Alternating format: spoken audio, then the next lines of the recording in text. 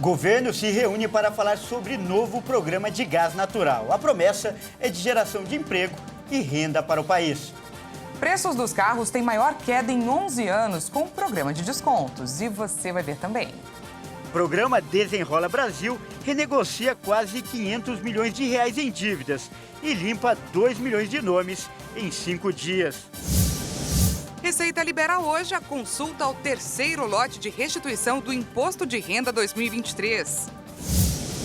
Argentina e FMI chegam a acordo inicial sobre renegociação de dívida.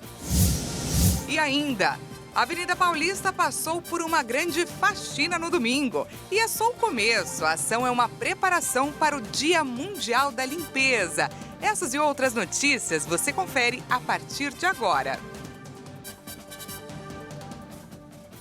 Olá, boa tarde. Como sempre, seja muito bem-vindo. Nós estamos ao vivo, agora são 13 horas e 2 minutos pelo horário de Brasília. Muito boa tarde, Dani. Uma ótima semana para você. Uma ótima semana para nós, inclusive para você que nos assiste. Vamos juntos conferir o que é notícia no Brasil e no mundo nesta segunda-feira.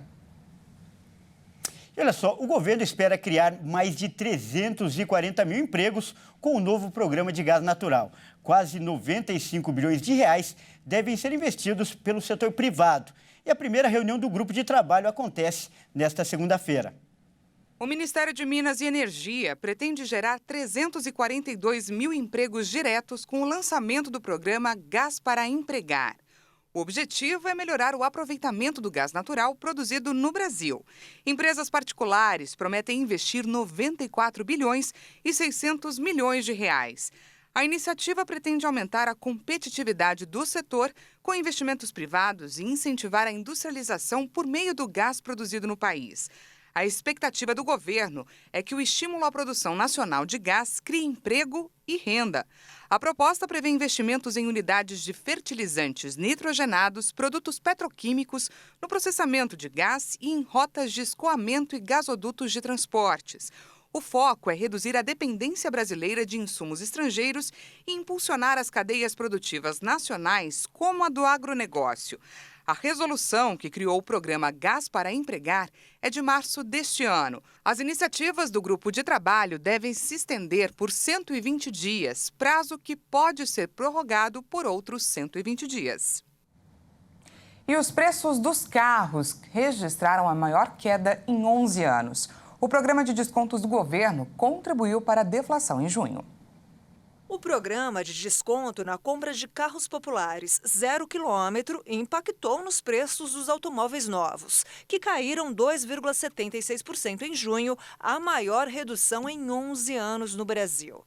É o que apontam os dados do Índice Nacional de Preços ao Consumidor Amplo, divulgados pelo IBGE. A queda de 2,76% foi a maior para os automóveis novos no IPCA desde junho de 2012. À época, a retração dos preços havia alcançado 5,48%, também sob o impacto de uma medida do governo federal para estimular o consumo. Segundo o levantamento, a queda nos preços dos automóveis novos tiveram a maior contribuição individual para a queda da inflação oficial, de menos 0,09 ponto percentual, que resultou no IPCA de 0,08% no mês passado. De acordo com os analistas, o fim do desconto pode fazer a produção e a venda de carros reencontrarem obstáculos. Os juros altos também devem atrapalhar o desempenho do setor. Analistas estimam que a compra de bens duráveis, como carro, só deve ganhar fôlego com taxas de financiamento mais atrativas. E nós estamos ao vivo, agora são 13 horas e 5 minutos pelo horário de Brasília. E o carro, como a gente acabou de ver aí, sem dúvida, é um sonho de consumo do brasileiro, não é mesmo, Dani? No meu caso, desde que eu era pequenininha, sonhava em ter um. Eu também. Pois é, e além de ser um importante meio de transporte, também é um produto relevante para a economia do país. E essa notícia sobre a redução do preço do veículo animou muito motorista, não é mesmo? Com certeza, mas quem de fato foi beneficiado com essa redução? E esses preços baixos, será que duram por muito tempo? Para responder essas e outras perguntas, esse é o tema da nossa entrevista de hoje.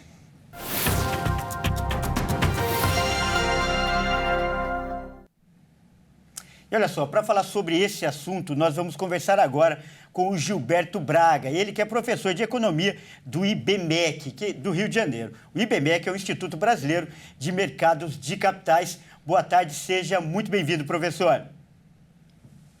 Boa tarde a todos, Dani, Kleber, a todos os telespectadores. Boa tarde, professor. Já vou para a primeira pergunta. Esse programa do governo deixou o carro zero realmente acessível à população? Quem foi beneficiado com essa queda de preços? E outra, os usados e seminovos, por exemplo, também sofreram impacto? Olha, Dani, não vou dizer que ficou barato, mas na verdade ficou mais acessível para a população, sobretudo para a classe média. Muita gente tinha adiado a ideia de comprar um carro porque, tradicionalmente, os carros são vendidos a prazo, ou seja, financiados. Com juros muito elevados, como nós vimos na matéria que nos antecedeu, isso faz com que a prestação fique muito elevada e só compra o carro quem, de fato, vai ter uma utilidade muito grande para ele ou tem dinheiro sobrando para pagar à vista. O que mudou esse cenário é que o desconto para o carro à vista compensou que as pessoas se motivassem a tirar o seu recurso da poupança, vender o carro velho, dar como parte do pagamento, complementar o valor, e isso dinamizou o mercado. Na esteira, ou seja, em consequência, respondendo à sua segunda pergunta, isso também motivou o mercado de carros usados a uma acomodação. E eu explico melhor. Durante a pandemia, nós tivemos o isolamento social. Muitas empresas, sobretudo as indústrias e esse mercado automobilístico, ficaram fechadas. Então, começou a faltar componentes para carro zero, sobretudo a parte de computação dos painéis e telas de LCD para carros. Isso fez com que várias produtoras parassem de produzir carros zeros e, quando voltaram a produzir, a produção ficou intermitente por falta de peças. Então, os carros usados aumentaram muito de preço. E agora, com o desconto do carro zero, isso acaba afetando o mercado de carros usados, que vai também para uma queda de preços. Ou seja, o desconto do carro zero força que o carro usado também fique mais barato. E, professor, além desse setor específico, para a economia como um todo, até para quem não tem carro, essa redução e o esforço feito pelo governo trazem benefícios? Traz benefícios para a economia de uma forma geral. O setor automobilístico, ele não é só para a venda do carro zero.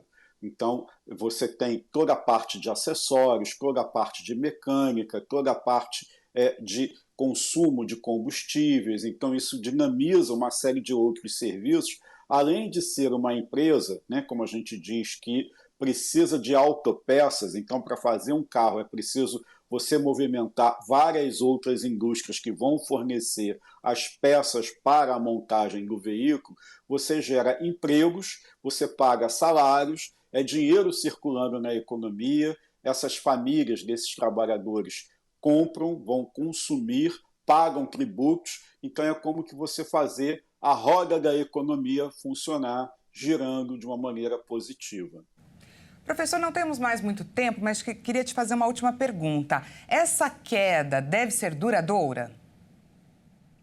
A queda do preço do carro zero é só enquanto durar o valor que o governo destinou. Então, tem prazo para acabar. Agora, nós temos conhecimento de que as empresas estão com dificuldade por conta dessa questão dos juros. Então, elas mesmo deverão manter planos facilitados de pagamento por conta própria para os consumidores. Tá certo, nós acabamos de conversar com o Gilberto Braga, que é professor de economia. Muito obrigada aqui pela sua participação. Boa tarde a todos. Até mais. Olha só, os bancos já renegociaram 500 milhões de reais em dívidas nos primeiros dias do Desenrola Brasil. O balanço foi divulgado pela Febraban. A Federação Brasileira de Bancos revelou o tamanho do problema do endividamento das famílias brasileiras. Segundo a entidade, os bancos renegociaram cerca de 500 milhões de reais em dívidas em 5 dias, pelo programa Desenrola Brasil. Além disso, cerca de 2 milhões de CPFs com dívidas de até R$ 100 foram desnegativados. Só o Banco do Brasil renegociou cerca de R$ 1 bilhão em dívidas desde o começo do Desenrola Brasil, que foi no dia 17 de julho. A Caixa Econômica Federal, que abriu mais cedo na sexta-feira para atender às renegociações do Desenrola, informou que renegociou quase R$ 14 milhões em dívidas de mais de 5 mil clientes em um único dia.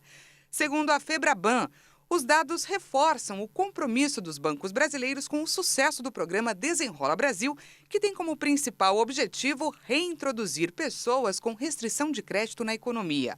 Cada banco adota, é claro, sua política própria para a adesão ao programa e oferece as condições para a renegociação das dívidas. O Desenrola Brasil é um programa de renegociação de dívidas criado pelo governo federal para quem tem dívidas com bancos e tem a renda mensal bruta de até R$ 20 mil, a chamada Faixa 2. A estimativa inicial do Ministério da Fazenda é de que esta etapa do programa deva beneficiar cerca de 30 milhões de pessoas a renegociar até R$ 50 bilhões em dívidas.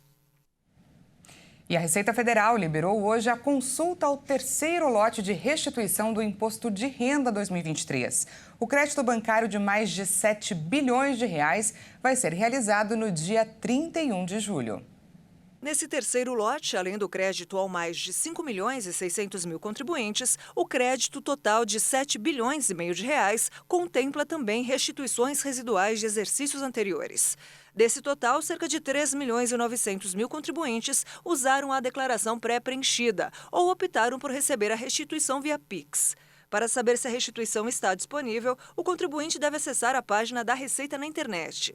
Além da liberação da restituição, o contribuinte também pode consultar a situação da declaração, por meio do extrato de processamento. E, se identificar alguma pendência na declaração, o contribuinte pode retificá-la, corrigindo as informações que porventura estejam equivocadas. A Receita disponibiliza ainda um aplicativo para tablets e smartphones que possibilita consultar diretamente das bases da Receita Federal informações sobre a liberação das restituições do IRPF e a situação cadastral de uma inscrição no CPF. Quem não entrar nessa lista ainda terá outras duas oportunidades, 31 de agosto e 29 de setembro. E veja a seguir, Argentina e FMI chegam a acordo inicial sobre renegociação de dívida. E ainda, a Avenida Paulista passou aí por uma grande faxina no domingo. E é só o começo, a ação é uma preparação para o Dia Mundial da Limpeza. Já já a gente mostra, não perca!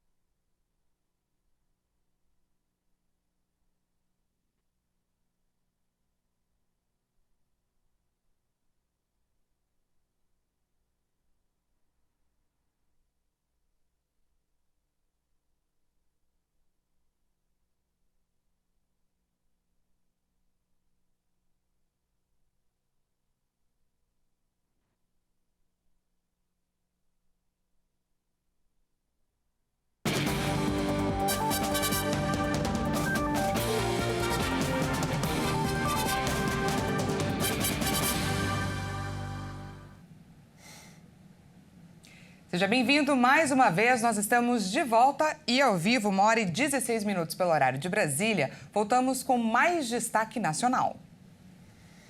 E olha só, a Polícia Federal prendeu hoje um ex-bombeiro na operação que investiga a morte de Marielle Franco e do motorista Anderson Gomes. O suspeito foi condenado em 2021 a 4 anos de prisão por atrapalhar as investigações, mas cumpria a pena em regime aberto. A Polícia Federal e o Ministério Público do Rio de Janeiro cumpriram um mandado de prisão preventiva contra o ex-bombeiro Maxwell Simões Correia, o Suel, na Operação Elps. Essa primeira fase da investigação apura as mortes da vereadora Marielle Franco e do motorista Anderson Gomes. Suel foi condenado em 2021 a 4 anos de prisão, acusado de atrapalhar as investigações, mas cumpria a pena em regime aberto. Segundo o Ministério Público, ele era o dono do carro usado para esconder as armas que estavam em um apartamento de Rony Lessa, suspeito de ser um dos autores do assassinato. Suel também teria ajudado a jogar o armamento no mar. Suel foi preso em casa, no Recreio dos Bandeirantes, na Zona Oeste, e seria levado para a sede da PF, na Zona Portuária. Foram cumpridos ainda 7 mandados de busca e apreensão no Grande Rio. Um carro do ex-bombeiro foi apreendido. O Ministério da Economia da Argentina e o Fundo Monetário Internacional, FMI, anunciaram neste domingo que suas equipes chegaram a um acordo inicial sobre a renegociação da dívida do país. De acordo com o Ministério da Economia da Argentina, ambas equipes do Banco Central da República Argentina e o corpo técnico do FMI concluíram os aspectos centrais do trabalho técnico da próxima revisão. O acordo visa consolidar a ordem fiscal e fortalecer as reservas, reconhecendo o forte impacto da seca, os prejuízos às exportações e às receitas fiscais do país. Segundo autoridades da Argentina, a expectativa é de que o acordo seja concluído nos próximos dias para avançar com um programa de empréstimos da nação. As negociações ocorrem em um momento em que o país sofre com índices extremamente elevados de inflação, reservas internacionais escassas e desvalorização acentuada do peso argentino. O governo e o Banco Central argentino implementam medidas para tentar regularizar a economia e a dívida pública do país. O país latino tinha um acordo com o FMI, fechado durante o governo de Maurício Macri em 2018, fechado em 50 bilhões de dólares. E em 2022, depois de uma renegociação, o presidente Alberto Fernandes diminuiu a dívida para 45 bilhões de dólares. Já neste ano, no início de julho, sem reservas líquidas em dólares e também devendo a investidores privados, a Argentina negociou com o FMI o pagamento de todas as suas parcelas de julho. A medida é prevista nos acordos com o FMI e, por isso, não é considerado um atraso, mas aponta a dificuldade do governo em obter mais dinheiro em meio à crise econômica. E o naufrágio de um barco com 48 pessoas a bordo deixou 15 mortos na costa da ilha Celebres, na Indonésia. 6 pessoas foram resgatadas e levadas ao hospital, informou a agência de resgate da cidade de Kendari, no sudeste de Celebes. De acordo com o boletim, 19 pessoas que estavam desaparecidas foram encontradas com vida, mas 15 morreram do total de 48 que estavam a bordo. As causas do naufrágio serão investigadas. Acidentes com barcos ocorrem com frequência no arquipélago de 17 mil ilhas no Sudeste Asiático, onde as pessoas dependem de balsas e pequenos barcos para viajar e as medidas de segurança são precárias. Em 2018, mais de 150 pessoas morreram afogadas quando uma balsa virou em um dos lagos mais profundos do mundo, na ilha de Sumatra. E a gente fala agora, é claro, do Brasil, que estreou com tudo na Copa do Mundo Feminina. A seleção venceu o Panamá por 4-0 com show de Ari Borges. A atacante marcou 3 gols e deu uma assistência para Bia Zanerato. O jogo também ficou marcado pela 6ª participação da Rainha Marta em Copas do Mundo. Ela é a 2ª brasileira que mais atuou nos mundiais, ficando atrás apenas da lendária meio-campista Formiga, que jogou 7 vezes o torneio. O Brasil também manteve o 100% de aproveitamento em estreias na Copa do Mundo Feminina. O próximo confronto, anota aí, da seleção é contra a França no próximo sábado. E olha só, a gente muda de assunto agora para falar que quem passou pela Avenida Paulista no domingo percebeu a diferença. Você passou por lá, Dani? Não passei. Pois é, mas quem passou viu que a avenida mais famosa do país também era a mais limpa, ou pelo menos uma das mais limpas. Isso porque uma ação social incentivou as pessoas a descartarem o lixo corretamente. Olha só, e foi só o começo. Isso porque a ação foi uma preparação para uma grande mobilização no Dia da Limpeza que acontece em setembro. Participam dessa iniciativa a Prefeitura de São Paulo, a Fundação Internacional de Comunicação e a Graça em Ação, entre outras entidades. Vamos conferir? Um dia de limpeza e conscientização. Centenas de pessoas se reuniram na Avenida Paulista, em São Paulo, para lembrar que a preservação do planeta depende de cada um de nós. A começar com o descarte adequado do lixo. Plástico, metal, vidro, papel. Cada um no seu lugar e todos com o destino certo. A reciclagem. A gente está repensando nosso modelo de descarte, mas nosso modelo de consumo também e a conservação do nosso planeta. Edilene Pereira é diretora executiva do Limpa Brasil, o instituto idealizador da ação. É Instituto Limpa Brasil Let's Do It, a gente usa esse sobrenome porque a gente faz parte de um movimento global. Nossa missão é convocar a sociedade, a cuidar das suas cidades. A gente realiza várias atividades, uma delas é o mutirão de limpeza. A gente sai às ruas para limpar as nossas cidades, mas a missão é que a gente deixe de sujar as nossas cidades. E para realizar o ato desse domingo, o Instituto contou com o apoio da Prefeitura de São Paulo e entidades como a Fundação Internacional de Comunicação e o Graça em Ação, projeto que oferece cursos profissionalizantes e educação ambiental em São Paulo e Rio de Janeiro. Foi criado em 2018 e graças ao apoio de Deus, missionário R.S. Soares e os seus filhos Marcos e Felipe R.S. Soares, conseguimos crescer lá em todo o Rio de Janeiro e agora está aqui em São Paulo com as duas amigas aqui, a Nia e a Nani, com apoio do Davi Soares e Daniel Soares. E está sendo maravilhoso conforme você está vendo esse trabalho hoje aqui na Avenida Paulista. Hoje nós temos um termo de parceria com o Instituto Limpa Brasil, onde nossos alunos cumprem as horas complementares através dessas ações. Ações como essas e ações pontuais em todos os polos onde nós estamos. E hoje nós estamos aqui concentrados com mais de 200 alunos do projeto Graça em Ação, dentro dos cursos de cuidador de idosos e também curso cuidador infantil. Quando a gente fala de cuidar, não é só cuidar de pessoas, é também cuidar do nosso ambiente, cuidar do nosso planeta, Então a gente está incentivando os nossos alunos a entender que o cuidar parte deles também, quando eles não deixam um lixinho cair no chão ou ver um papel no chão pegar, e fazer essa separação.